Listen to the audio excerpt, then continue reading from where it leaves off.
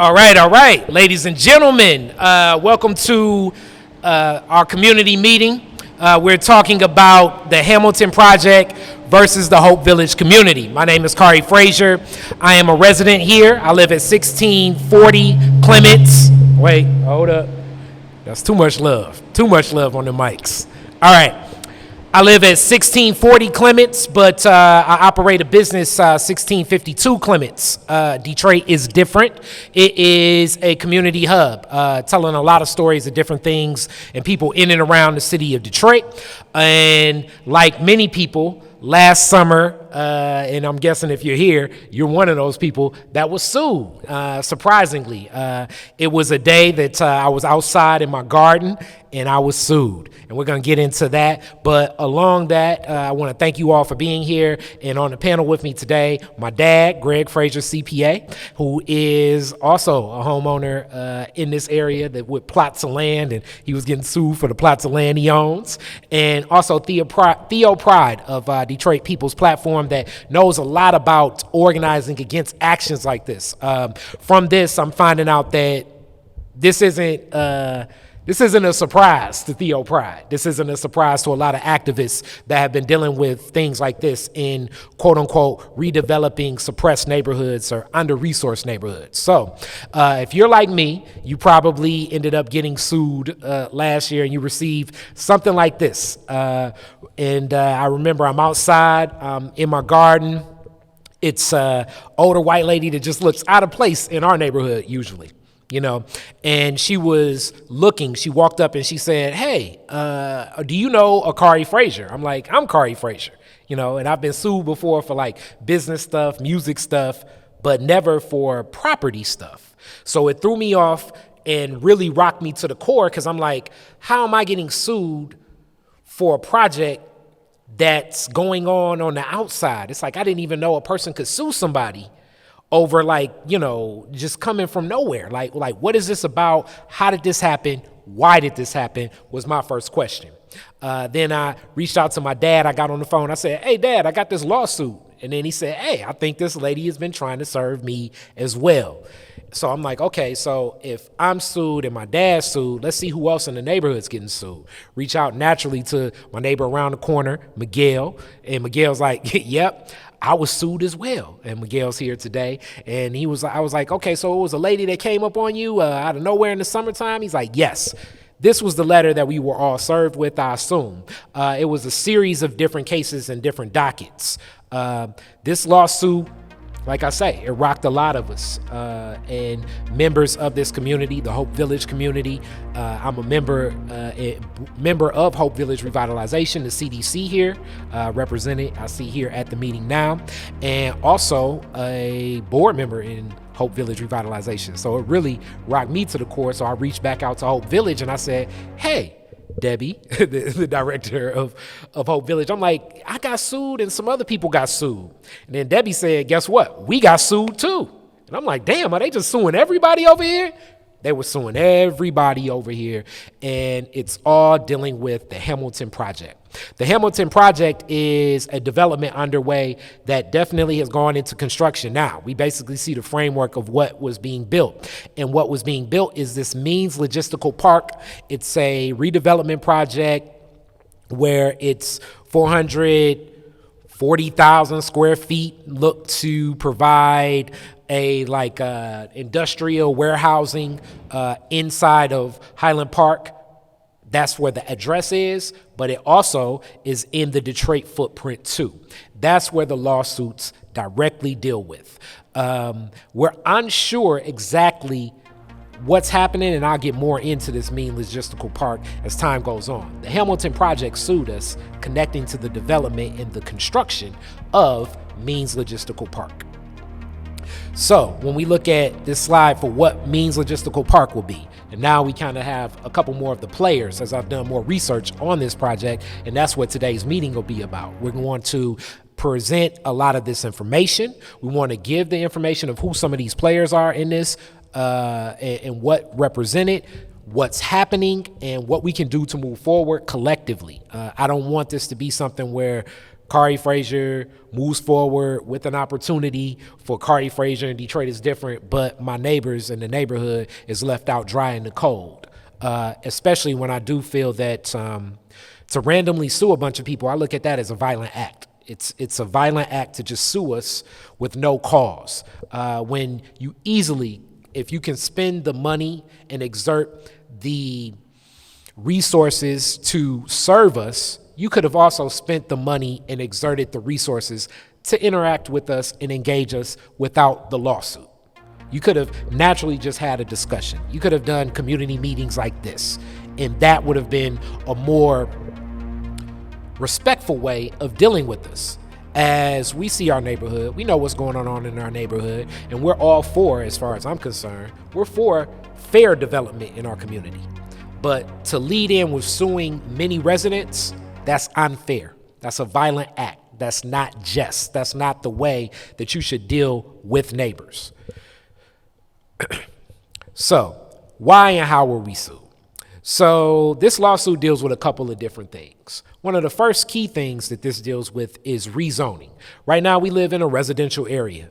Right now, and that's looking to transition to a residential and industrial area.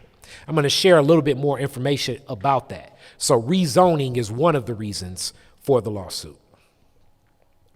And in this lawsuit, one of the things that shocked many of us in this paperwork is, as we see this old, man, that's like really old sketches. You know what I'm saying? That's back, it wasn't any computer aided drafting that created this plot of land. This is the neighborhood. This is the neighborhood as we see way back in the day. We're talking like 1800s, when this was a community that did not have two big things that make up our community: the Davison Freeway and the John C. Lodge Freeway. So what this lawsuit is saying is that some of the restrictions associated with what's written on paper in law through the city of Detroit, the state of Michigan, and Wayne County are these old plots of land, as we see. These old plots of land go back to old restrictions, So we look at this subdivision. I had no idea that we lived in the Grand Avenue subdivision. And I think most people did not know they lived in the Grand Avenue subdivision. We also found out in some of this paperwork that, some of these old laws that don't even give black people the right to own property in this, which obviously have been broken, would have been waived. That's one of the things that they're looking at. So 3 things: deed restrictions, covenant restrictions, zoning changes. So let's define these things and what we're looking at. So the deed restrictions, so we know, are in place to protect the health and well-being of residential communities. For example, protection against air, noise, and dust pollutants, which right now with that development of that space, even though it's across the freeway, it's no telling what's been in the air. Me personally, I know I'm waking up to a lot of noise. If you live in this footprint, you're probably hearing the cranes, you're hearing the bulldozers, the trucks. You're waking up almost throughout the summer every morning and you're hearing something. And this is the construction of the space. Developer wants to get rid of them, these deed restrictions. And it's unsure exactly why these deed restrictions need to be broken. This is some of the transparency we're looking for to find out. The Highland Park side is obviously more vulnerable and most impacted. Many residents in Highland Park in this process, and I'm going to share more about that, have actually sold their property, as we can see that was a footprint of many houses. Some of those houses very dilapidated, some of them lots of land, but there were still many residents. In passing out and getting some of the door hangers on that side to the Highland Park people, I found out that many people did get settlements. Detroit doesn't have a trucking route ordinance area of concern. That was some information given to me, which I still would want to question what these trucking routes can look like, as I'm going to share more information about this footprint. Hope Village restrictions. As we know, the CDC, the Community Development Corporation, has built a lot into the community benefits agreement of what can happen and why things can happen, how things will happen. So that's very important. And some of these restrictions, along with the deed, the zoning, the covenant, are looking to be broken.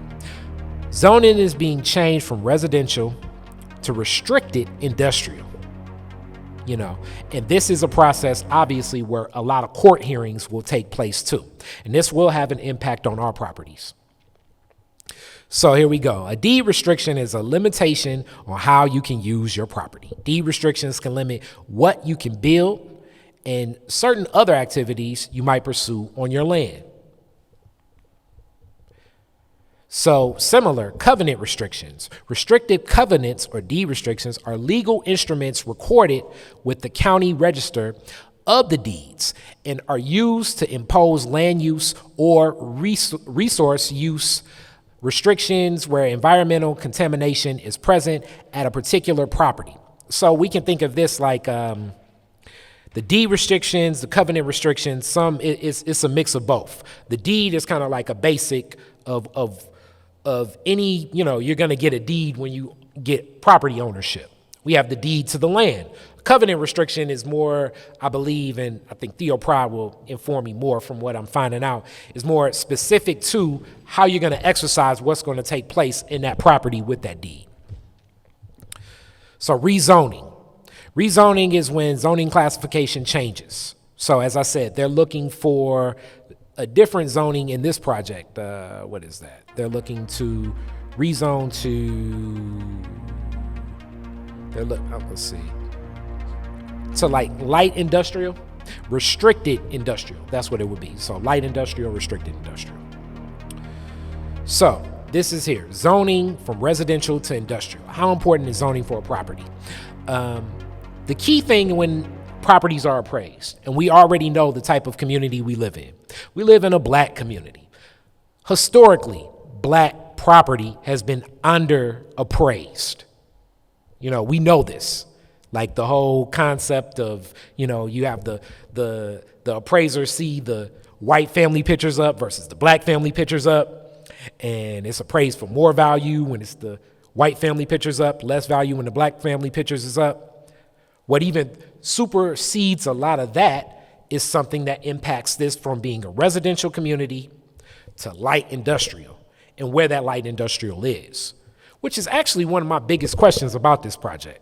Because in this whole footprint, there are a lot of spaces where industrial production already happens. So that's one of Kari Frazier questions number one is why there? Why change a residential community to light industrial when it's so much access to industrial spaces, especially when we think of that footprint of Highland Park, possibly, And this is going to affect, if we ever look to sell our property, how it'll be appraised just naturally, So now you may be thinking like, all right, it's time to, get up and sell my property. And now you may get $10,000, $20,000, $30,000 less for selling your property because it's like, all right, right now, nothing's happening in that light industrial. But 2 years from now, maybe let's say another warehouse opens up over there. Let's say more machinist shops open up over there. And that's just going to bring a lot of noise. It's going to lower your property value. It's going to impact the appraisal of all our properties. Yeah, the major construction. Yeah, but Blue Star came in and started demolishing majority of the houses that they tore down. Yeah. So for somebody like you it went from an offer and conducted business where you're like, that's not a fair offer, to immediately now you're dealing with legality and many lawsuits. How many lawsuits do you have pending connected to this? I got stacks of paperwork from that one company, Madden Hauser. Yeah. But it went from Colliers Group to them. So when I talked to those people for the first time in Madden Hauser, they said they didn't even know who the Colliers Group were. So when I talked to the judge and Madden Hauser on that Zoom call, now all of a sudden you're saying that they're brokers. Colliers is their brokers. But all of a sudden now that you know them, since it's in court now. Wow. But at first they act like they didn't want to tell me that, like they wasn't obligated. How difficult has it been to find a lawyer to represent you and support in this matter? Legal support. It's rough. Yeah. So, What do most attorneys tell you? a couple say they gonna ask some of their colleagues. Yeah, because I know one guy, Mark Brown. He's a criminal lawyer, but he has other lawyers. He has lawyer connections. Yeah. So I'm just waiting on some feedback. And you're looking actually at a case that's pending very soon, December 16th. You got something coming up, so that's days away. And how are you and your family? How are you having resolve to take on something like this? Because this is circuit court, the U.S. Circuit Court. You're looking at real deal situations. And just as people, I don't know how much you all have been involved in legal situations as myself, and shout out to Sugar Law for stepping up and in some of the relationships with myself and my family. We were able to get some support from them. But in this matter, I've reached out and I've met other people like Mr. Elliott, and even reconnected with a lot of my neighbors of where do we go in this matter? And it still seems to, like a lot of things in this nation, that if you have more money and own more property, courts and justice will sway in your favor more so than being a resident. And the tough thing about us as residents is this was imposed on us. We were living our life free, having fun, loving life as much as it's cool to meet Marvin and everything. But under the circumstances. Under these circumstances is not the way that we want to connect. No. So how are you having resolve to even, move forward and what's been your perspective and state of mind to deal with stuff like this? Well, it's a little depressing, but I can't let my kids see me like that.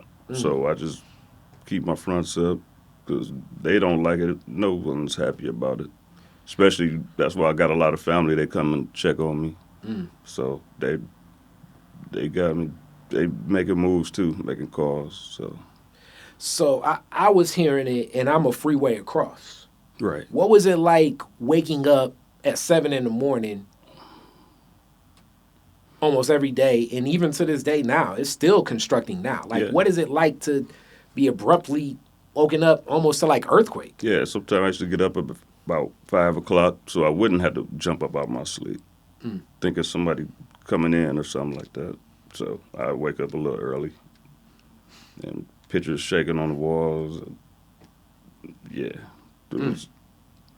I just go in the basement, make sure my foundation is straight, and walk around my house. I still do it. What about the dust and the pollution and air pollution? Have you noticed a difference in air quality? Well, as far as before, that's why they hurried up at the last minute and put the asphalt down, because when it was still nice out, all those trucks back and forth, I couldn't even sit on the porch comfortably because of the dust. Yeah, that's why I didn't put my air conditioner in the window on that side. Because it was just bringing in dust. Yeah, either that or it was gonna go out. Yeah. And of this, let's also talk about when they talk about projects like this come for job creation. Yeah. The job crews. Do any of these people look like Highland Park residents? Nope. But they're not going to when they finish either. Because a lot of this development is under the guise of it'll bring jobs to a community, and that's why we should support this. Right. And the crews I've seen, I think I saw one black face in all of the days tracking one or two and connecting. Yeah. Yep. And they subcontract out. They come in, like I seen one on the asphalt crew Saturday. One black guy. Saturday, Thursday and then Saturday. Yep. And who's keeping, are there, what do you think are the checks and balances to keep that in order? Like as far as, to see the quote unquote job creation that comes from development. Yeah, like the Dan, the guy that's running the whole contract, I could tell when it's his crew working because they got all the same machines. And even my lady, she noticed yesterday that that asphalt machine, it was like, damn, that must be subbed out. Like, yeah, because it's that much that's been going on over there. She even notices different things, and she knows nothing about construction. That's already going to happen. So let's see. So now, as we transition over, this is going to be a portion from my dad. My dad's going to provide like that whole footprint in this site overview of Means Logistical Park. Thanks, Kari. So the slide that you're looking at right now, that is just to put things in perspective. I don't know how many people can recognize that aerial view, but I'll give you a hint. If you look in the upper left corner, you see where it says Myers. That's the Myers grocery store. That's the Myers place for shopping, right? Well, not too far from the Myers store, and again, I'm putting this in perspective, is an existing Amazon warehouse. That Amazon warehouse there is located right there at State Fair. And they call it the Warehouse 6, Warehouse Detroit 6. And that is about, that warehouse takes up about 1.2 square miles, about 51 acres. And again, let me just hold on one sec. That's State Fair. I can't make out the other streets, but it gives you an appreciation for the footprint. And the reason I'm pointing that out is because this space here, this is close to home. This is where our community is right here, right? And if you notice that large red rectangle, that is the location for the Hamilton Corridor LLC, EJM Highland Park LLC. And basically, from my understanding, is that those are the land developers that have acquired this land, and then they're going to build something there that will be put to some kind of business related use. What is interesting is the community that's affecting most of us is that smaller polygon, that smaller figure there, which is in the lower left corner, as opposed to the upper right. Lower left corner, that's like the Grand Street and Clemens Street, and I think I even outlined just Pasadena. But that section right there is the section that was subject to a lot of the lawsuits, and it's like that's kind of the mystery right now. That's what kind of really has us suspicious, not only because we don't know what they're building there, we kind of have an idea, but they haven't officially told us yet. You know, that could be like a hog processing plant as far as we know. We don't know what it is, but we kind of have an idea. This is just, now if we take it from an aerial view, now we're looking at a map view, from kind of a bird's eye view. And again, just a different way of looking at that. And incidentally, the measurements that I'm looking at for the measurements taken for the larger rectangle, that's directly from the contents in the lawsuit. The lawsuit actually specifies, I'm sorry, not the lawsuit. That's directly from a recent hearing from the city of Highland Park, recent being within the last, I think it was sometime in 2021, where they specified the boundaries for whatever this change in land use would be for whatever that facility is going to be there. The other figure is I took some liberties there because I really wanted to give an appreciation for the distribution relative to the lawsuits that were sent out, just to show that as it relates to Detroit, and that's important. I got to point that out. The upper rectangle, that's in Highland Park. You cross that once you get over, and actually some of that is Detroit. Well, when you cross the Lodge, all of that's Detroit. And just so that you know, I don't know if I have do they have one of these lights on here on this one? If you look at the yellow, those roads, that represents That's the Lodge Freeway and Davison, and definitely southwest of those yellow that yellow line. That's all Detroit. And then if you look at the other part of that is Highland Park. The big difference here is when we look at this illustration versus this next illustration is that one little triangle.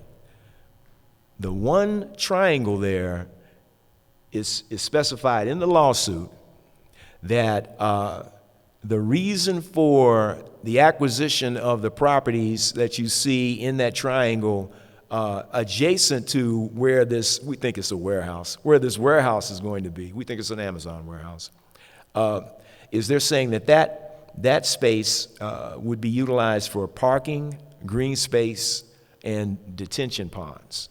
And that, that makes sense. It makes sense to acquire space like that for parking and other support facilities for this warehouse. But the mystery is, when we look at everything that this lawsuit is all about and the property that they want to acquire, it extends well into our community. And what's listed, again, all of this is from the lawsuit itself. What's listed are there's specifically 38 properties listed in the lawsuit. On one of the dockets, it was many dockets. It was at least maybe about 6 dockets. Oh. So it's about over 100. But in our docket, and we're in a docket with a lot of properties on Clements, Grand. Then it's another docket with a lot of properties on Pasadena. Ford. Then it's a docket with a lot of properties on Kendall, LaBelle. There are many different dockets of this lawsuit. Yeah, good point.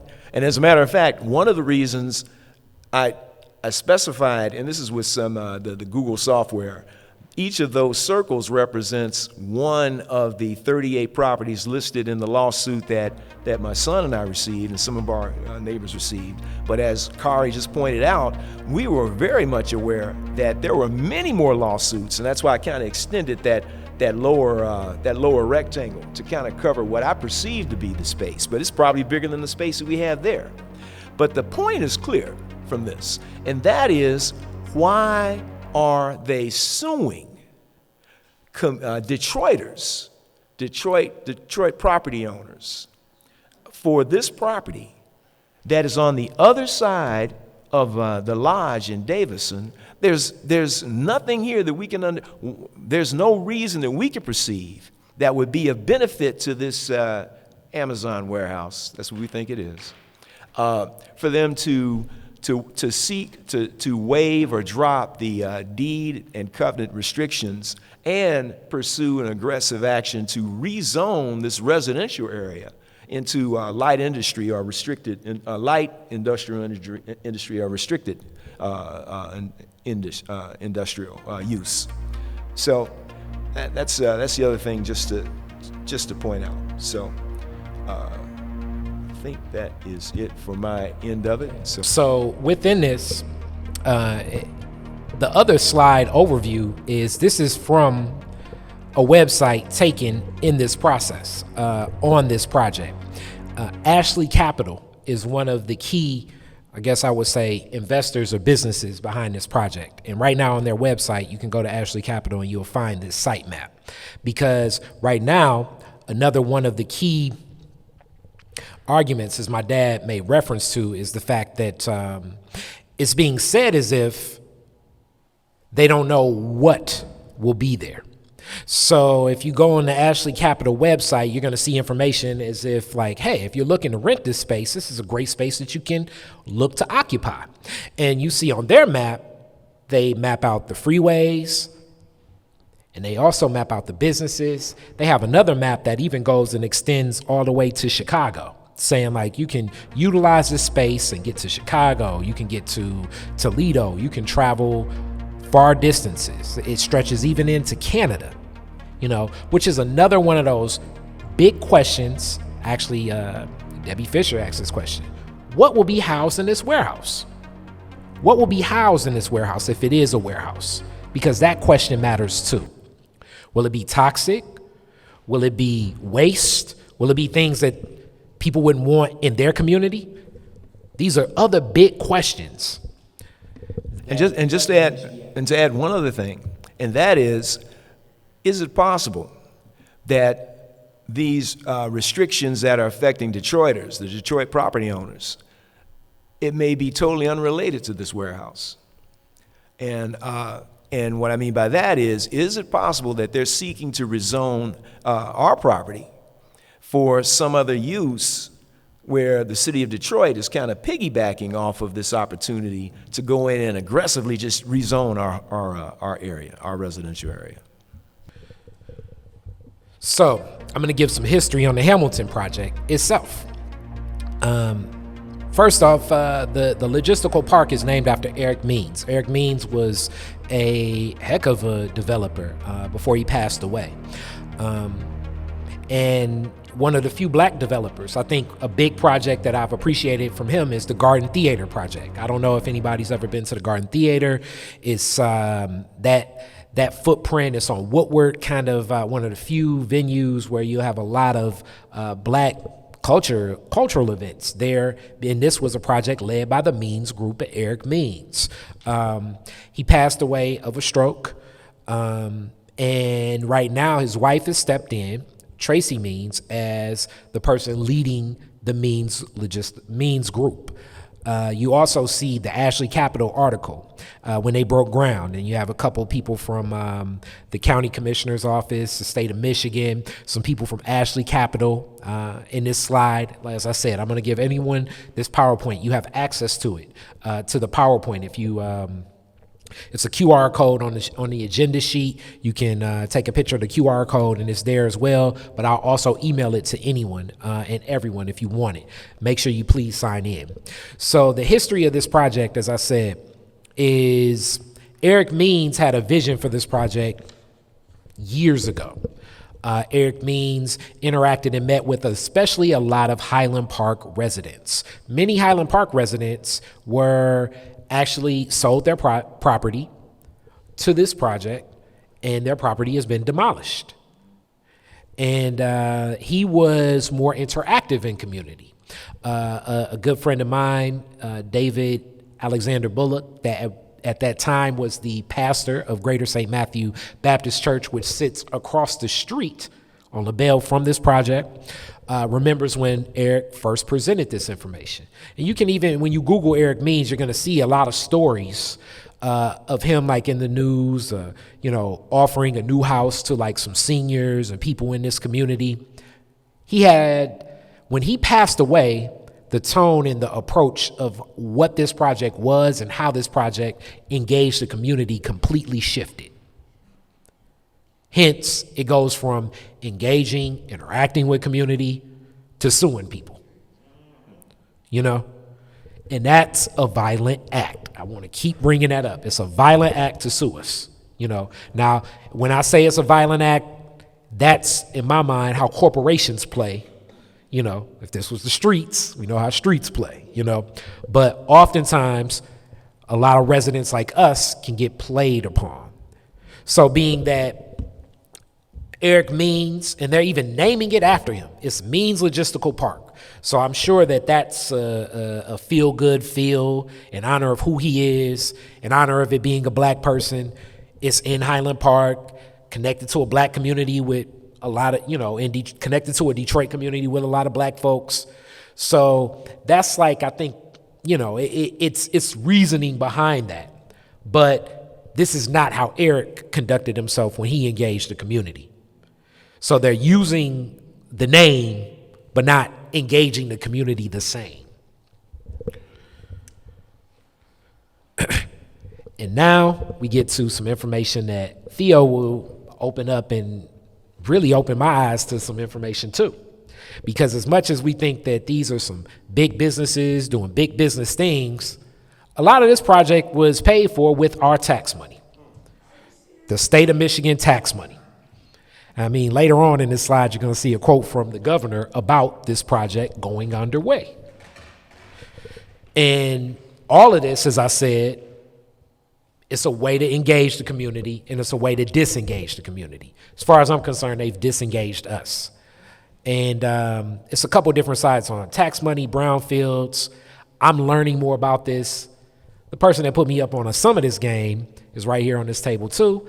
That's Theo Pride, Detroit People's Platform. Detroit People's Platform, an advocacy group that helps organizations, communities, people come together, develop community benefits agreements when we're caught in fights like this. And that's how I found out about fights like this going on across the city of Detroit, where a lot of this quote unquote land where nothing is going on, but you do have people that live there are just being bulldozed over, in my opinion, and not even being engaged with the respect of treating us how they should treat us. Because we know for sure this would not be happening in Grosse Pointe like this. You know, if I opened a lemonade stand and I just sued everybody in 3 blocks because it's like all of a sudden I want to grow some sugar cane for my lemonade, I'm pretty sure I would be dealing with a real violent act to go with that corporate violent act, you know? So it's a couple slides in here, so you can pass the. I guess I'll talk about the tax incentives attached to this deal. What we do know for sure is that about $9-10 million have been awarded to the Means Redevelopment Group. And essentially a brownfield tax increment financing deal is, right, it's not necessarily taking, right, a pot of public money and say, hey, go develop this. What it is a tax break to then repay for site remediation. So the idea of brownfields, right, in terms of economic development is to say that, right, old industrial, typically inner cities that have a bunch of abandoned industrial land aren't as economically competitive in the development landscape because of all of the extra cost that comes with, right, site remediation and getting the land, right, up to the standard to be used. And so, right, it'd be much cheaper than to go to like a rural area and develop that. And so cities must then, essentially pay for site remediation for a developer. And so how the tax increment financing deal will work is that over a number of years, typically it's like 20 or 30 years, that the developer would pay into a fund and then receive that money back. How much ever the cost of the site remediation was. And so when we look at that $8.9 million, that's the repayment, right, to, right, the developer for the site remediation. And that is tax money that typically would go into the public coffers for what? Libraries, public safety, schools, all of that type of stuff. And so when we see that $10 million, that's not only Highland Park, that's Wayne County, that's the state, that's monies on a lot of different levels. That is public money that would have been there that won't be there now because of this brownfield tax increment financing deal. That's one. And that's what we know. I guarantee you there's more if I did a little bit of digging. Typically, developments like this receive what you call a industrial development tax exemption. And that is a straight up abatement. That is to say that we're going to freeze the property values, right, at pre-development level. So let's say they got the site for $400,000. You will only pay taxes on that $400,000 for 12 to 15 years. Typically, that's the lifespan of these type of things, right? And so when they develop it, right, the land would then be reevaluated, reassessed. It might be $15 million. We're looking at what, a $40 million development, right? And so that is the tax, right, property tax that, right, the municipality misses out on, right, over a 12, right, 15-year period. And so now we're talking about over the course of 10 years, 15 years, 20 years, 30 years, we know for sure this is 10 million. I guarantee you there's another probably 10, 12 million out somewhere as well. So we talk about $20 million perhaps of public money that could be going to our babies, that could be going to neighborhood beautification, that could be going to local governments for public investment that will now go to what? Private investment that will then enrich these developers. Or furthermore, I'm gonna cut you off here, as there are many business people here, I know from the crowd. That $20 million, we can do some business of our own. We can instead of quote unquote giving jobs, we can empower ourselves through entrepreneurship, and then also not only give a job, we're gonna employ the people in our community that we know. You know, because these people are outside of our community. None of these names are people that live on Clements, Grand, LaBelle, Kendall, Pasadena. They're not over here. But I think that's a good point too. I think a lot of people get caught up in the argument about these kind of tax incentives. Are they good? Are they bad? Right. I think there's a way in which they can be used, right, for the benefit of the community. But typically that's not what's happening, right? As Kari said, a lot of times they're given to big, like look at downtown Detroit, right? Right now we're looking at the Illich Group, we're looking at Dan Gilbert. Dan Gilbert is by far the richest single human being in Michigan. He just received almost $700 million in public money to develop a skyscraper that a lot of us don't even have the money to stay a night in. And so, right, those are the type of developments that are being funded, right, with taxpayer money, when it could be used to, right, stimulate collective ownership, cooperative ownership, solidarity economies, all of those type of things, green development. Those aren't being used to enrich the residents, right? They're a lot of times it's being used to displace residents, right? I always say that the development of place is not necessarily the development of people, right? You can make a place look real nice and shiny. That does not necessarily mean the people come up in the process. And so a lot of times what's happening, people are being displaced through processes of gentrification. And I see this particular development cut from the same cloth. Right now, Detroit People's Platform, we've been tracking these type of developments for the last 6-7 years.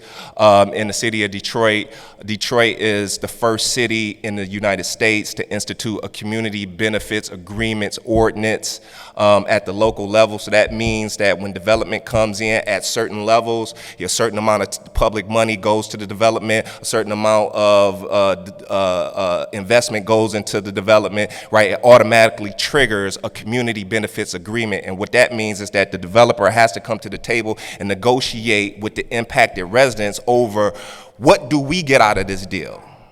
You know, you getting rich. What do we get out of this deal? Because you taking money from our schools, you taking money from our parks, you taking money from our libraries. What do we get out of this deal?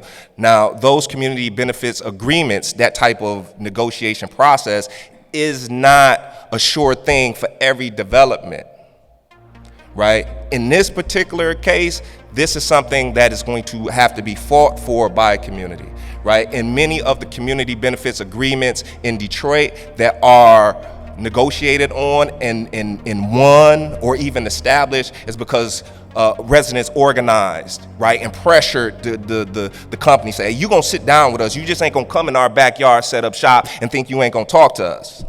And that's what folks have to do. And I just want to provide a little bit more context in terms of the potential negative impacts of this type of development. Highland Park, which is really, really interesting when I found this out, it had not established a brownfield redevelopment authority over the last 20 years or so when it could have.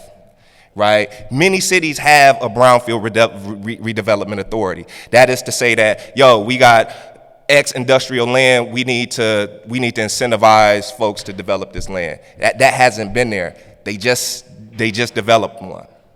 Right? There is a massive process of reindustrialization of inner city black and brown communities. Why? This is a matter of power, right? Who wanna live next to a factory?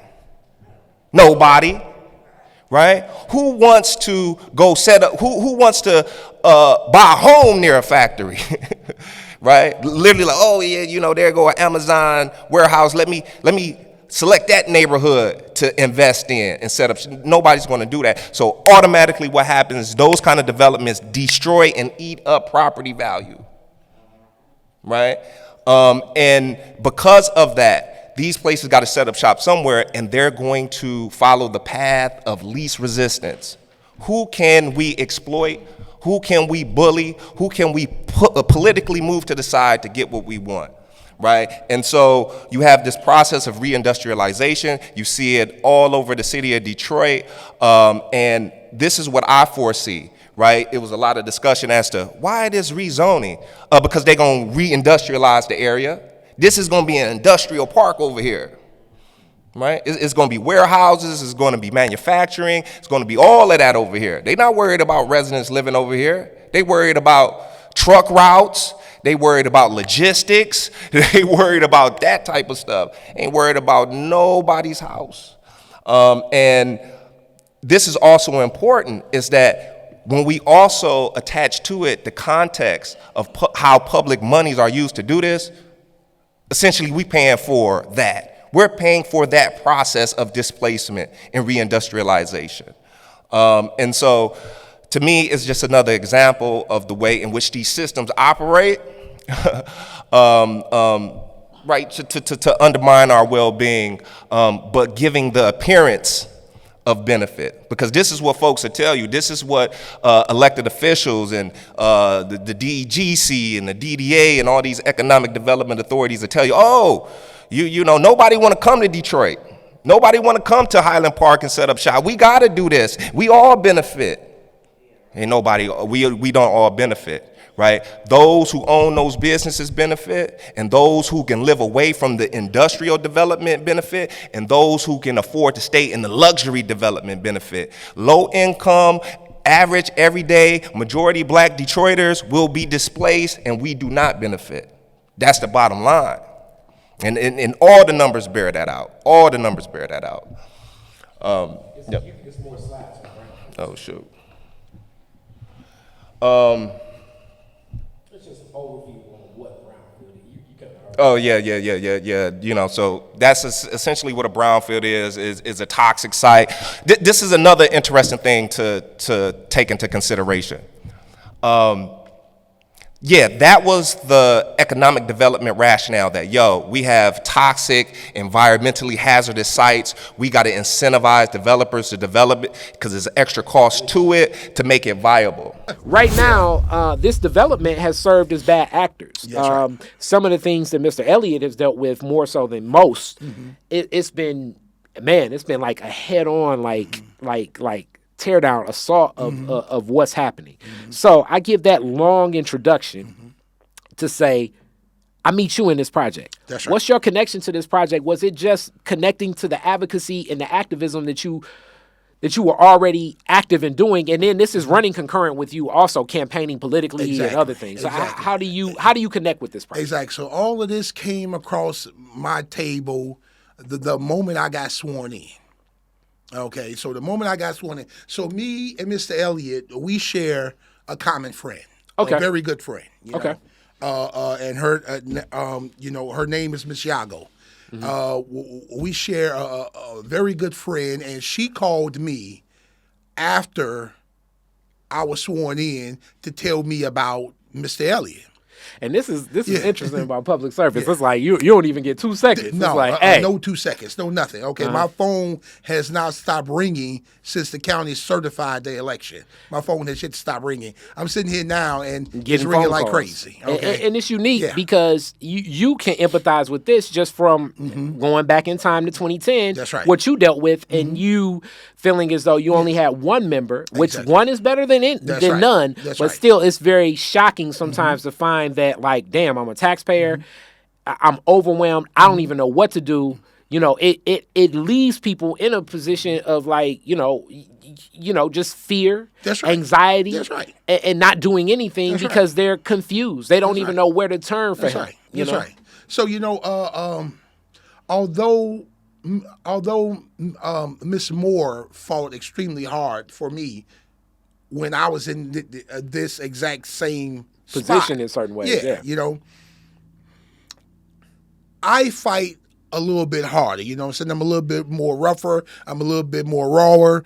I let the Means group know that I have no problem with you coming in here and making money. I have no problem with you coming in here and doing development. But when you come in here right. You don't get to stand on the necks of Highland Park residents while you climb and make your millions. It doesn't work that way. You would show the same respect that you would if you was out in Macomb County, because I guarantee you that you wouldn't have pulled this out there. But they think that we're nobody because we're so desperate for this and desperate for that, and we don't have this and we don't have that they can just come in here with their millions and push people around and get away with it. And it's unacceptable. And I want to give a counterpoint to that, because usually a lot of this quote unquote public money, whether it be from a municipality, the state, or the federal government, or agency of the federal government, the thought process is it will spur economic growth. That's right. Like the whole trickle down economics, which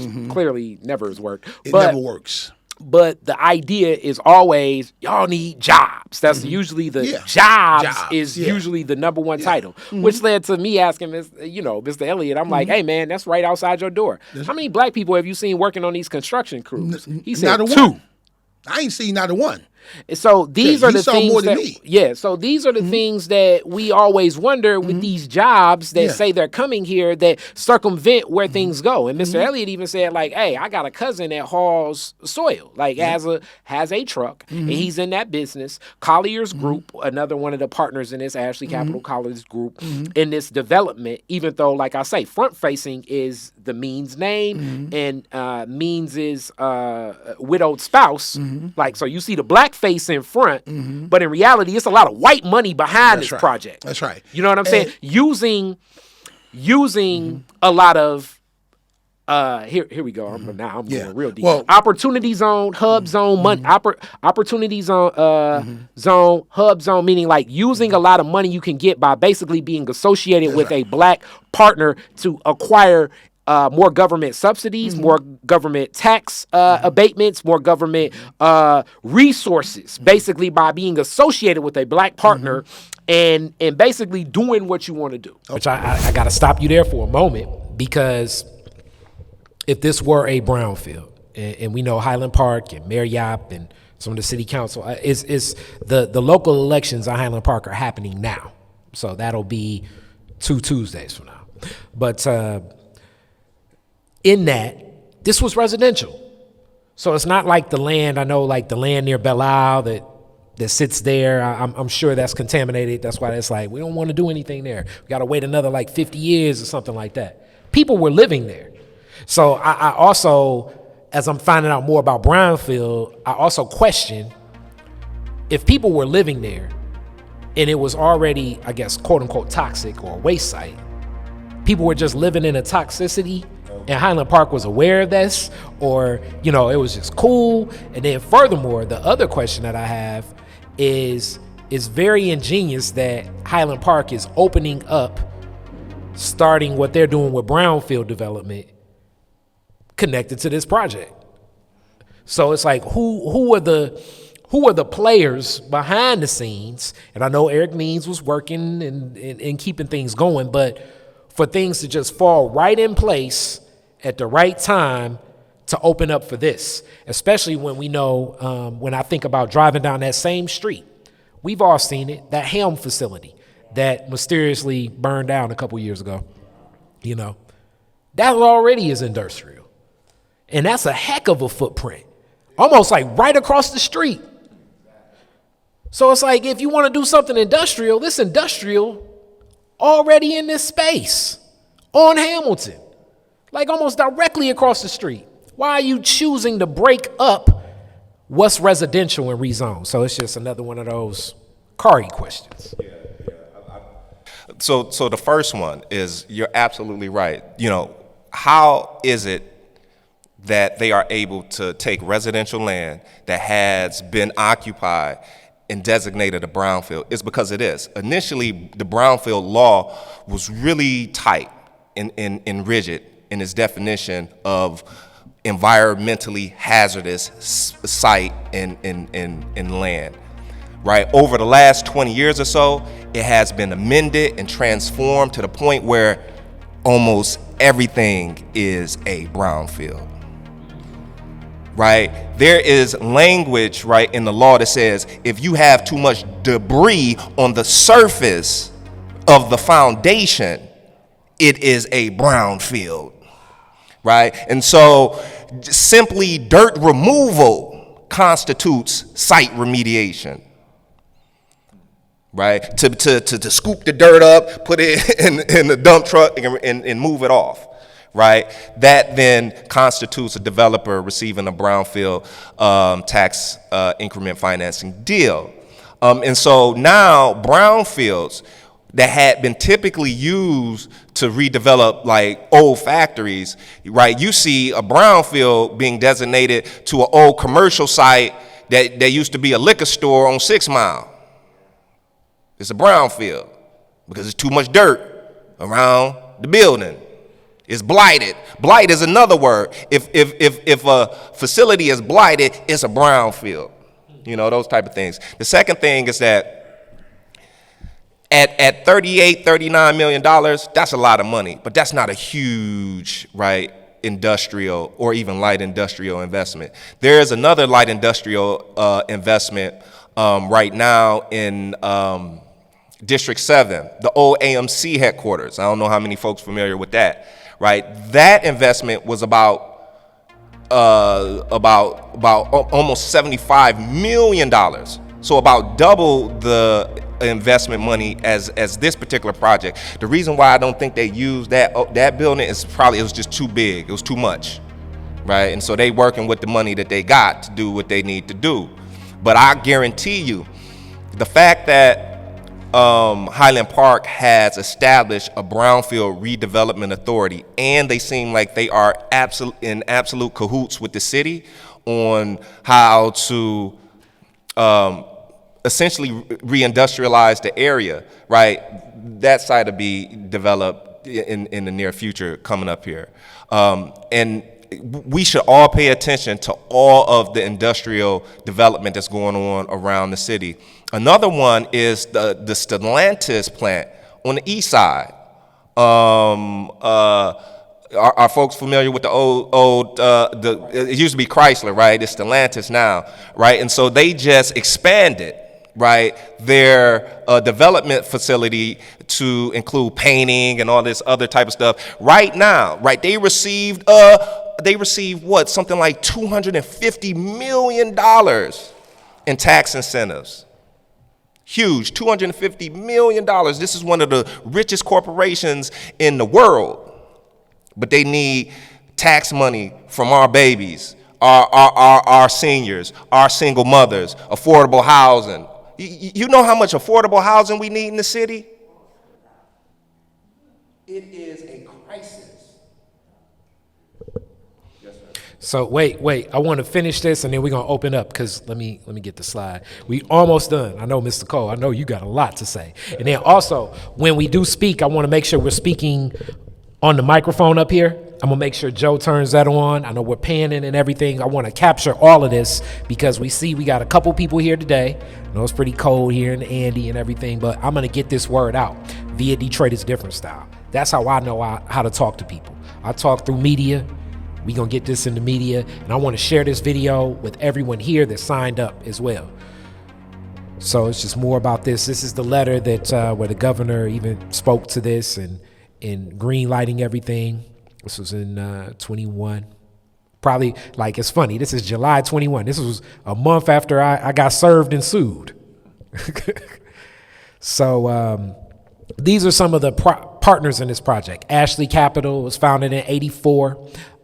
They focus on buying brownfield parcels and transforming them into, as they say, the industrial centers. And I believe this is the lead developer on this project, in my opinion. Colliers, it is another partner in this project. It basically takes the space and helps with the management of the space of whatever that will be, which is more questions to what will be warehoused in this facility. Means Group, and I already gave some perspective of what Means Group does, a lot of construction management, facility management. The PEA Group, it's, they say, like a broad range of services into engineering. Another question that raises the question of what is going to be warehoused in this facility. These are the site contacts, meaning like when you reach out and you look it up, if you're interested in buying or renting space in the facility, these are the two contacts from Ashley Capital, even though they're connected to Colliers, that you reach out to.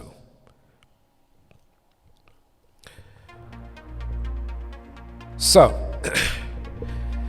what we want, and I have a sheet that we can fill out, and now we're going to open up for some discussions. Joe, can you get the wireless mic on? Yeah, walk that way. Let's see. Our suggestions. Compensation for this lawsuit. And now, even as I'm sitting and listening to what Theo's saying, being that our property values are going to go down, I think we need to have like someone like my dad, that's a CPA. That's like a good thing to have. Your dad's a CPA, to assess what type of value we're going to lose in our property over the lifespan of this project being here. You know? And I think we can kind of use a little bit of judo. We can use some of their energy against themselves, because if they have this brownfield project, as I'm thinking through this correctly, they probably already have like a lifespan of how long they expect this project to be. So we need to assess how much we're going to lose over the lifespan of this project. So what can we do? I think we have some legal action, possibly. Some protest actions, possibly. Media, we're starting that here. And then we have politics as well. There's some politicians, even though, you know, politics can be interesting to say the least. And then I have my information at the end. So with that being said, now, I don't know who wants to speak first. I definitely would like Debbie to give some information, because I want to give one response even in legally. Legally, the advice we've been given is the best way to take this fight on is to partner with the Community Development Corporation. The CDC here is Hope Village Revitalization. The reason the argument was given to partner with the CDC is because by partnering with the CDC, it can represent all of us as opposed to like individually one-offs with each resident. The argument is it's going to be hard for myself to say how much pollution is coming to Kari's house, and then Miguel to say, all right, how much dust has come over here to my house? Whereas we can like blanket a community together with the CDC. My personal argument is heightening and using my voice in media to at least bring more awareness. I was mentioning to my dad today. Yesterday, I saw people from Ashley Capital were looking at my LinkedIn profile. So I assume some of my door hangers over in Highland Park must have reached out and, you know, connected to some of these people some way. But I think we're in a better stance and position if we can at least expose what's happening to us first before going to the table and starting to negotiate. That's my argument. And then protest possibly. Because the more that I think about it with what Theo's saying, like right now, this may be like the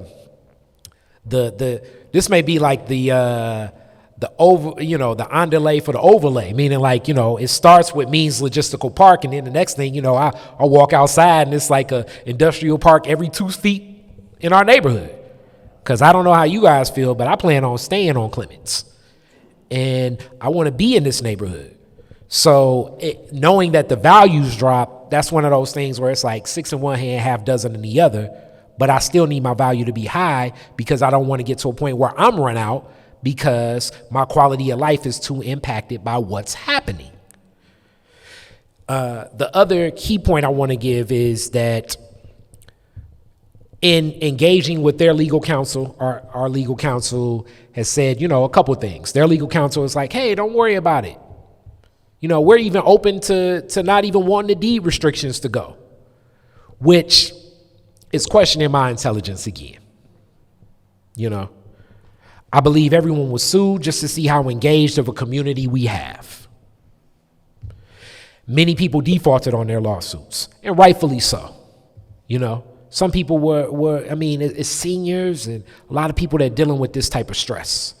So I believe the underplay is like, okay, let's see how involved these people will be. Will they put up a fight? Will they be those people that just sit to the side and feel like, oh, they want my property? Nah. You know, so it's like, technically, this lawsuit wasn't taking our property in eminent domain, but it's a setup to basically say, hey, you know, if you want to go over in Hope Village, you can do whatever you want to do as an industrial person or a commercial person. You can just dump it on over there because we sued like 500 people over there and nobody even did nothing. So I think that's just the way to engage that community. Just hit them with lawsuits, you know? I'm not trying to wake up every day to a different lawsuit from a different company that wants to do something and God knows what till it does end up, and I hope this won't be that. Like, you know, now we got a chemical toxic plant down the street from us. And then 40 years from now, we're seeing something from like some, you know, class action lawsuit where every kid done got cancer. You know? And this happens, especially to black people, especially in communities like ours. So, hey, they fighting, we fighting. Miguel Mims, 1665 grand. My question is, it's a lot of people in this lawsuit. Yeah. It's a lot of fucking people defaulted, man. Yeah. So at this point, what are you guys suggesting that we do coming from Hope Village, our CDCs? Are we just SOL, or is it like just jumping on the bandwagon with you guys? Is that going to help us? Yeah. You know, I mean, because I'm stuck and confused. And okay, and I think Hope Village can speak a little to this. Being board member with Hope Village, whatever I want to do, and I've told a lot of people, Joe, turn it down a little bit, it's like ringing. But I think whatever our act is, I want it to be collective. So if you defaulted on the suit, because many people defaulted on the suit, by defaulting on the suit, that still doesn't mean that action can't be taken. I think the best place position for that action would be with and through the CDC. Now, how we frame that, that's where like this response card comes into play, you know, and collectively we're going to have to, you know, because right now, even in the back and forth, I think possibly we're going to have to turn around and do what they did to us and sue them, sue the developers, sue whoever the tenant will be, sue the people that will own the space as well. I think it's going to be a fire with fire type of thing. And collectively, the best way for us to lead this action, and I'm not a lawyer, it's being suggested is through the CDC. And if the CDC may have like trepidation about how and what, then it's going to be a group of, we're going to just call it like residents of Hope Village or something. But it may be our lawsuit, and that may be where the fight goes. And I feel that our best action, as I say, even with courts itself, court, as far as I'm concerned, that ain't our battlefield. Protest, as this space is looking to quote unquote open and launch the second quarter of 2023. So that's like the spring. We may need to be gathering some picket signs. We may need to make it rough on whoever those first couple trucks that want to come down Hamilton in our space will be. We may need to offer some of that same noise that they've been offering us. We may have to look at some different options and opportunities, because through the protests, we can get in another conversation, because clearly this has impacted all of our property values, and that's whether we defaulted or didn't default. So getting that retribution, and then also depending upon what those pollutants and toxins will be and how we monitor that. And that's where I'm looking for the People's Platform to assist more so with those monitoring systems, and then it being punitive too, because it's more than just, it's pollution, or it's thousands of 18-wheelers now driving down 12th Street in Grand and messing the street up. If it's no action and no penalty to it, then it really doesn't matter, in my opinion. So your question kind of goes right into a Hope Village question for us, for a community benefits agreement, what that would look like. Jeff Jones. Thanks, Miguel. Afternoon, family. I'm Jeff Jones, board president of Hope Village Revitalization. I'm not a lawyer, but I think one of the things that I think we need to understand, Hope Village Revitalization is in a unique position because right now we have standing in the court, and correct me if I'm wrong, we as an organization on behalf of the community did prevail against the developer in court. The developer had to come back to us and is attempting to negotiate with us to try to find some resolution. I recognize that many people, defaulted, because this was an act of violence against our community, and it could be overwhelming. One thing I have known in my own personal experience working in Detroit, we are so much stronger together than we are individually. I've been part of groups that have negotiated successful community benefits agreements with the likes of Henry Ford Health Systems. And that only came about because the community was unified and took the fight to them. They'll pick us off one by one. But if we stand collectively together, guess what? Our politicians will line up behind us because the corporation don't vote. We do. And at the end of the day, they're going to come around to our side of this question.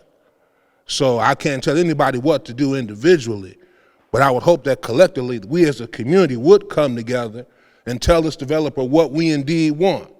Because at one point when Mr. Means was alive, we were negotiating with them. We set up some ideas about what we thought this project should do as a benefit to the community that they're impacting. Part of that was noise, part of that was truck traffic. The design of the project as it stands now is a result of our negotiations with them. Originally, they wanted to run the trucks up Woodrow Wilson right past, Oakman Manor. How crazy was that? And so because we fought with them about that, they have told us that that's not going to happen. But again, we still have to be vigilant with them to make sure that they stand by their agreement. So as Hope Village Revitalization as a group, we're going to stay in the fight. I would hope that the residents would also let us know what it is that you want. What are you seeking? Because collectively, we can fight and we can win.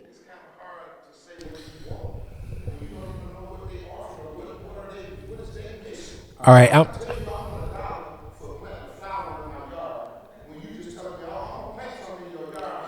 So 1 second on that point. I know, it's like hearing and getting the audio. I'm gonna. Now we going back and forth because Miguel just gave a great point. We don't know what's to offer, and in my mind, it's up to us. Hence, like in negotiations, as they say, if I'm negotiating, we're gonna ask for the sky, sun, moon, stars, everything. Accepting what they put on the table. Because they put some things on the table with some people. And as far as I'm concerned, nah. That's not what's fair. And collectively, I believe that's what today's meeting is a start. And we're going to have some more meetings, obviously, of what that will look like, So it's more than just money, because if we're going to plan to be here, I do think one of the key pushbacks about this project that really has me engaged is lawyers are saying that this space is being built without an occupant. And the space itself is open to agree to the community benefits agreement that already exists. Whatever happens, we need to make sure that whoever the occupant is as liable as the owner of this facility. Whoever the occupant is has to be as liable. So they need, and we don't care what's going on. So whoever that is needs to sign on to this CBA as well. And I believe that the first thing in this CBA, as far as I'm concerned, and I'm looking at my dad's list, but the response card, but the first thing is obviously monetary compensation for the lawsuit. But also we have to negotiate what monetary compensation will be for the loss of value for now rezoning our properties. And depending upon how many properties you own, because it's people that own multiple properties. There's some people here that own multiple properties in this footprint. You know, you're new to the area, and it's like you buy your home, and then it immediately goes down in value. You know, so we need to quantify what that'll be monetarily. And then moving forward, we need to know what's in there and why things are in there. Because I believe some of the restrictions they're looking are breaking a lot of the rules. They're looking at like lifting like a alcohol ordinance. They're looking at lifting like something, some other, Debbie would know more into this, but explosives. I didn't know that. You just gave me some information. Explosives may be over in this warehouse? Fireworks, man, but one of the restrictions was about, explosive use. We didn't want anybody. Okay, well, that right there already, I didn't even know that until you just said that. But to lift a restriction like explosives can be held in a warehouse right there, that's extremely dangerous. And I want to respond to Miguel's question too. I think that's an excellent question, and I think we need to look at it. And I'm going to look at it from a standpoint as a businessman, because when I look at it, I'm looking at this. First, as we gather information, as we find that information, we're going to find out about the vulnerabilities and the potential ways that we can stop what's happening. We can find out how we will be an obstruction to whatever's happening. If we find out, and once we identify those vulnerabilities, it may be that, hey, those are pretty limited. Again, I'm not looking at politics. I'm just looking at it from a standpoint of, hey, we have something that they need. And if we determine that if we can make an assessment as to how much they are willing to pay for that to address their need, that's going to drive the numbers and the requests that we make. So as we gather information, we'll find that out. Like what was just shared about explosives. What they say, fireworks, hey, explosives are explosives. Why are they wanting to lift all these restrictions that have protected our community? And so when we go back, and I say once we get in this, as we determine what that picture looks like, we may come back and say, yeah, every property owner should get $125,000, and we want certain facilities in the community. We also want to have protections against noise ordinances and air quality. And we may come back to them with a multi-million-dollar price tag. Because what I see here is we've got to change the way that we approach these kind of battles. Because this is, business is kind of war at times. In this situation, it definitely is, because they came at us violently and aggressively. So as we gather information, if we can determine what some of those vulnerable points are, some of those showstoppers that we can potentially, or blockages that we can potentially put up, because something like this, time is money for them. So maybe they can say, hey, we got the money, we'll sit them out. But no, guess what? They came to us. We were just sitting there, minding our own business. We can sit around for years. Now, they may do other things to hit us. But what we're talking about is we're talking about war. And as we gather information, just like they're gathering information on us, I think you said a lot, son, when you said they're already looking at his LinkedIn profile. You think that they're not serious? It's a big, bad corporation. They're looking at my son's LinkedIn profile. But what's interesting about that tells us, for them to look at his profile, they're vulnerable. They're worried about what we're doing now. And I know you're kind of ill today, but I know you've organized. I do want you to say something. Yeah, definitely. As there's been some organizing on Facebook and in other places. And I think even if you defaulted on their lawsuit, you can definitely join in our lawsuit. It was some elders that were sued in this. I think one of them, dealing already with strokes and things like that. I think we have some arguments to give. What you say? Your daughter. So, it's like you causing people, you giving people strokes by serving them, stressing them out. We don't know what's going on. Everybody thinking they about to lose their property. That right there, I think, is an argument in our lawsuit.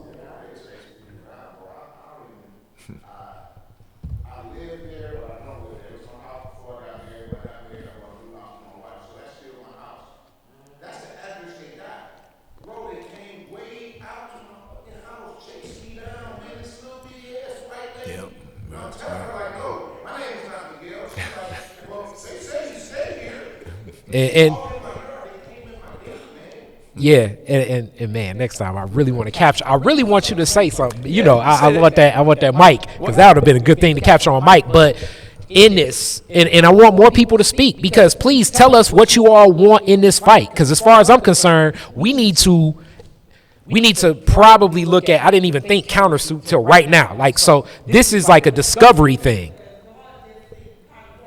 Can you get? Can you get to the mic? Get to the mic. Get to the mic. Get to the mic. Get to the mic. Get to the mic so that I can. Recording it. Can you get to the mic so we can record it? Because this is the best. My best technique in this is media, and I know you ill, and I want to get more, but I know you've organized people on Facebook. Let's get that information. Let's get that information. I've organized groups on Facebook. I've did my own research. I done found some things that the public was not supposed to have. Share your name too. My name is Laura. I'm a resident. I stay on 4th Street. When I got wind of it, it was the last 2 weeks in August. And when I found out what was going on, because I really didn't know what was going on about it, I jumped into action. And it's funny that you're saying today countersuit, but I've been saying countersuit since day one. Mm-hmm. I've been out here on foot doing homework, finding information, making copies of this information with the staff report, with the city of Detroit, the resign request, all that. We was never supposed to know anything. And y'all saying that it's hard to say what you want to do when you don't know what they're going to do. They're never going to tell us what they're going to do. So how can we say something? I feel like if we can engage, and that's to me as far as to their advantage. Theo may be able to speak to this. Their advantage is court and secrecy, because in my mind, the way they want to frame this fight is, you know, black man worked real hard, built his company up, he passes away, wife steps in and does something for this community with all these poor people where nothing's happening. That's the way they want to tell this story. The way we can shift this story is they came at us and causing people to have strokes in our community by suing us. So in the countersuit, like I say, I mean, all of this is my first, I was like, let's have this meeting now to figure out some of the responses. And I say, let's throw the book out. Because they're throwing the book at us. I'm sorry, and I don't mean to sound rude when I say this, but everything y'all doing here today, I've been doing weeks and that's where we want to partner. And I'm not necessarily saying let's do it together. I'm open to it. This is the first act where I'm like, okay, I still got your contact information. Yeah. When I get home, I will be contacting Let's you. do it. Okay. And I mean, absolutely, because as what Jeff said, the more of us, the better it will be. It's gonna expose everything, because right now they're operating with, you know, they're roaches in the dark. We turn the lights on, that's only going to empower us. Exactly. And the best way to empower us is to work together. Exactly. If you're 3 steps ahead, then catch us up. We want to get to where you at. We want to be in the fight with you. No problem. And if you already have the countersuit going, then we need to talk to your representation and figure out how we can all come together collectively and be in that fight.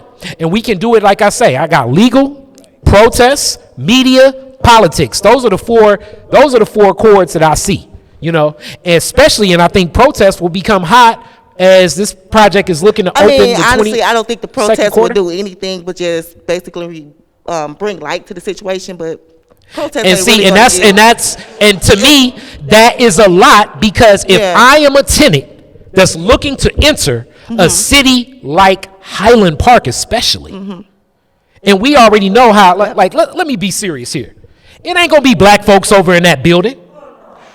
It's gonna be white folks. And white folks in Michigan. Absolutely. And white folks in Michigan already look at coming past 8 Mile as, you don't wanna go there. So some of them good old boys have some problems getting to where their truck is. And you got other facilities that they possibly can use. This is a new project named after some black dude. Hey, we just gonna take our business elsewhere. If we hit them in the pocket, that can do something. I actually do think protesting, especially like staying something consistent, if we can organize it as they open. I mean, imagine that. The ribbon cutting, you know, the mayor probably going to be there. Probably Mayor Duggan, Mayor Yop. You probably going to have the governor probably come down. And then you have people across the street saying, hey, this gave this old lady a stroke. that across the street. And now you got the mayor, and then we have media come out and have to respond to something like that. I think that does do something. See, Hamilton corridors knew that it was going to bring health issues upon certain residents because in one of the staff reports that I was able to find, they quoted, I have that. We need all that. Copies of that, I have that. But in that one of those forms that I was able to find, they have in there, they are not liable for any health issues that may bring to the people because of the situation. So they know that the severity of this will cause, especially the elderly, heart attacks, strokes. They know this. And as far as I'm concerned, in there, so if this does happen, they're not reliable. And what I would say is, it's kind of like, 6 in one hand, half dozen in the other. I mean, attorneys look at stuff like that and they eat it up. So it's like, yeah, you want to write on paper. Absolutely. So then we turn around, like I say, I got 4 things up here. So okay, they wrote something where it's like, hey, these people in this community gonna have a stroke, and they wrote it in where they can have a stroke. And then we turn around and then we go to the governor and we say, hey, governor, you supported this. You supported people having strokes, and you support this type of stuff. Mayor, city council person, state representative, state senator, congressperson, you support this? You support people dying? And I believe when things like that start happening, usually things change. As we saw for years now, it was a long fight. The fight in Southwest Detroit over the air quality is still a fight that goes on now. But now when development happens through Southwest Detroit, and a lot of those laws were written up on paper to the advantage of the corporation, because that's what you do in business. If I hire an attorney, the attorney better write it to my advantage, but that's their attorney. We're going to get our own. We're going to take this fight. It sounds like you already steps ahead, so let's get going. I'm going to get with you. Yeah, let's take this on. Okay. Let's take this on. I'm with it, and thank you. I mean, we need this, and as far as I'm concerned, all 4 levels is how we need to take this fight. And then if we're strategic, it's good. Please take the mic, and give your name as well. My name is Justine. I'm Laura's mother. All right. The 1 through 5. Yep. 5 means the highest. We're going to rank them. Yeah, so 1 will be the highest. I guess I should have did that. 1 would be the highest and 5 would be the lowest. Okay. Most important. But I don't understand the bottom. I mean, if it was other, meaning like you may not have had these responses. You may have said, hey, I thought of this. It may have been something else. That's why. So other is just if you had something that we didn't list, that we forgot, that we need to know about. Oh, okay. All right, thank you. Thank you. All right.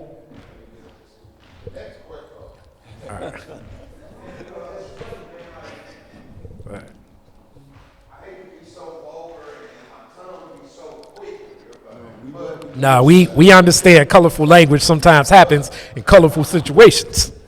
When you get to the point where you saying we gonna protest on their ribbon cutting day, yeah, this not a building that they're gonna advertise we opening today. So how do we know when they open it? And that's where I think, what I'm saying, like all this protest shit, yeah, that shit sound good, but who's gonna be that on the roof shooter? Yeah, the day to day. That's what we need. We can't just go on.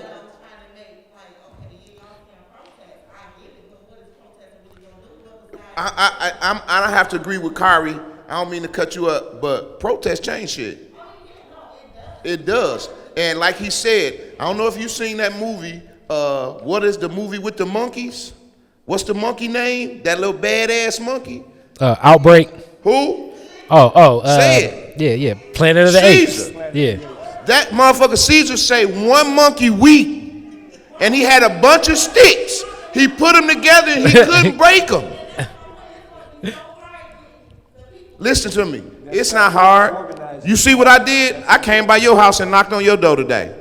Just like you had them letters, all you got to do is give it to one person. One person. You can give it to Kari. And I know, well, guess what he do? He going to put that shit on your door. You got to give it to one person. We are a community. Unity in the community. We got to work together. I mean, and that's where we start. If they address involved in that thing, you should be concerned. Like, I didn't even know that you didn't know.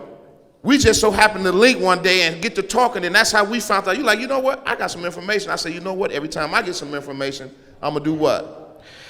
So, And that's what we gotta do. So when you get some, you know he in Hope Village, you know she in Hope Village. That's why when we come up, we say 1665 West Grand. So you got my address now. You could have been, I'm gonna come by, I got your address, I'm gonna drop this paper off to you. yeah. But I'm with that, Kyrie. That protest, I think all that legal, we can't win in court. And this is what I think. We're not going to win in Let me court. say this. I think that with this, from this meeting, and this, this is actually how organizing looks. It's not as clean. It's going to be some back and forth. And of these 4 tenets, we're going to have different people in different committees. So if you think that protesting is some bullshit, guess what? You're not in the protest committee.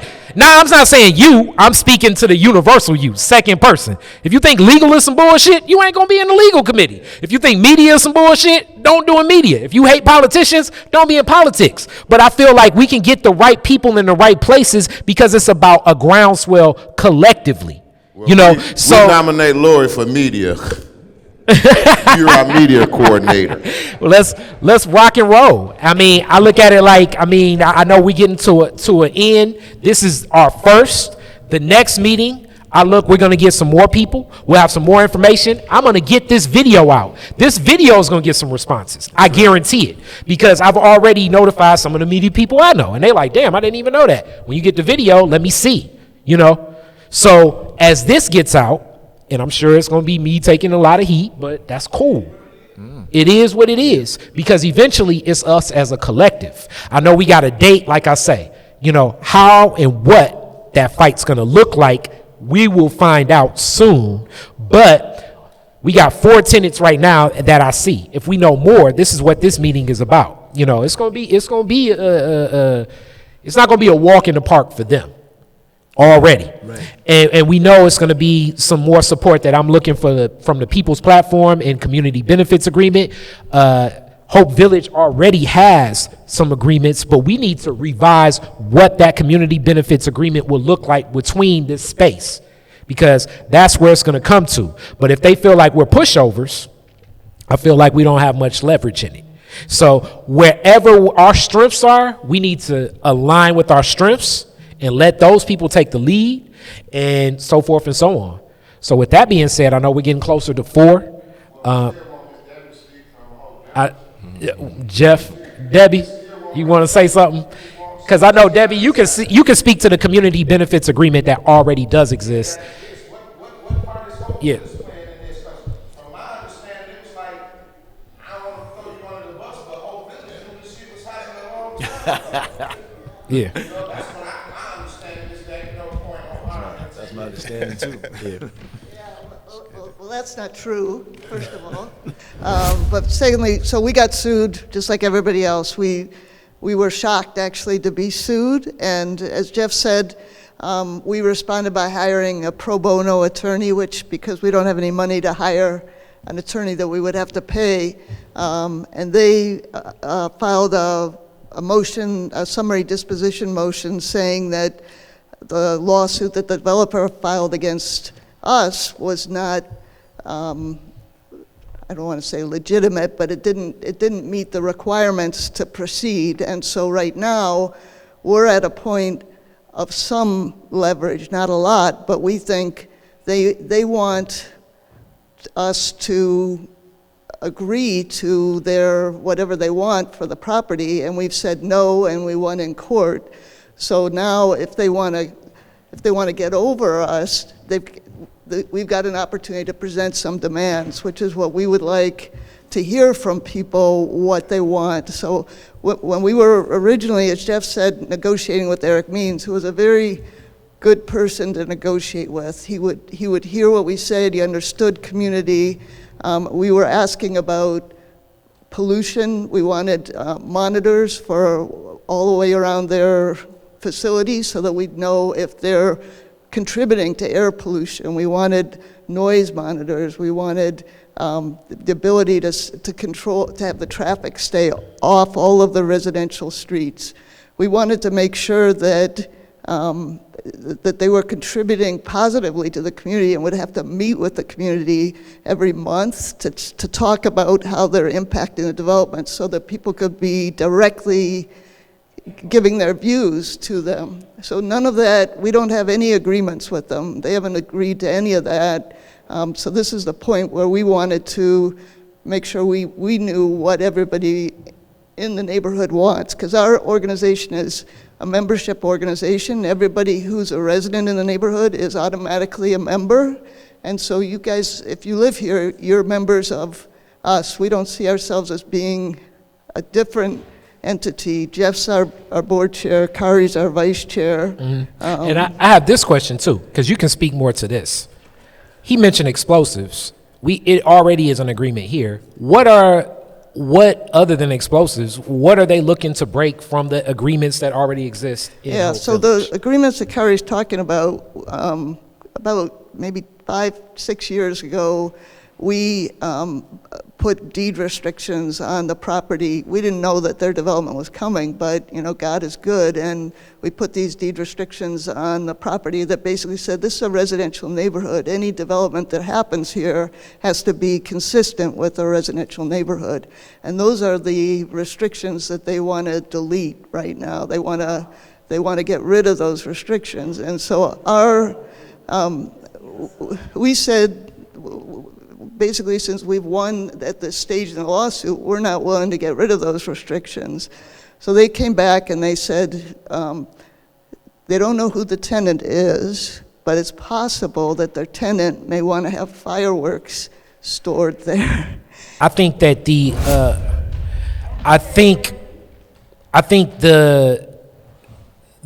type of fight that we're in probably is definitely going to take a couple different forms as legally, and I ended up in some trouble legally with some of my representation for letting information go, and that's why I don't like the legal fight, because you can't say everything.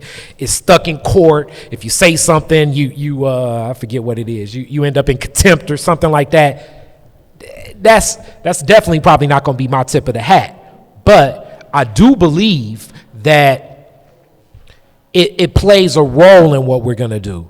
And if we can heighten the exposure of this, we're going to end up with that dog of an attorney to once represent all of us, because they're going to want the exposure of the type of case this is. Because if you win a case of like old lady had a stroke from some development suing everybody, that basically is money in the bank to a lot of attorneys. I believe we can heighten the exposure of this, and that's going to attract the support we need. And that'll be on all points. So as we close out, I wanted to close out with Theo giving one more last point as you see like the back and forth and where things go. Can you speak to, of these four things, is there something we're missing in this fight? What do you think? What else we can do? Where do you stand with the People's Platform and seeing fights like this every day?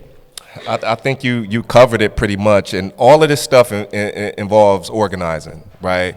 Getting people to work collectively together. You can't do it by yourself, but you just can't do it by yourself. You have to have people working together collectively. You have to have organization. You have to have a plan. You have to have structure, and you got to execute. On the legal side, the protest side, like the protest side is powerful. I know a lot of times that gets kind of poo-pooed, but so Detroit People's Platform, we got thousands of members throughout the city, right? Kari called me, we got an action on Hamilton right now.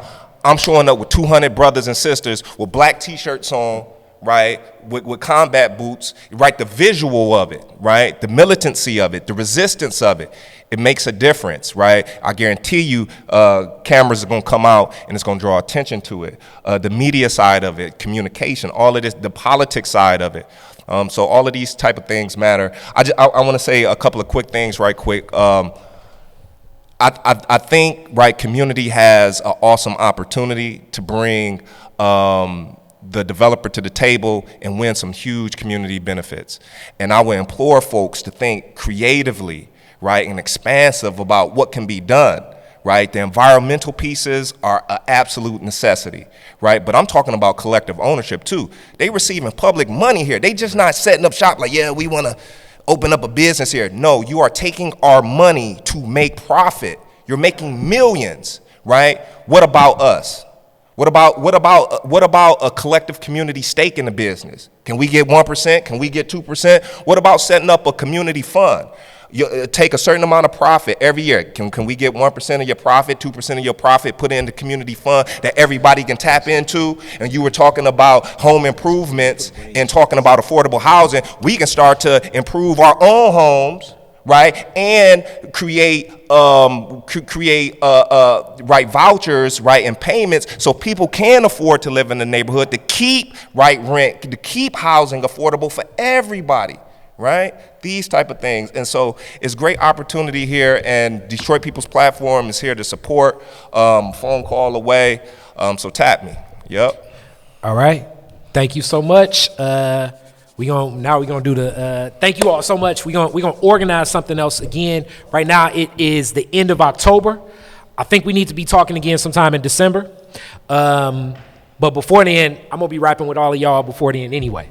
So thank you all so much for coming out. Please make sure you filled out that response card.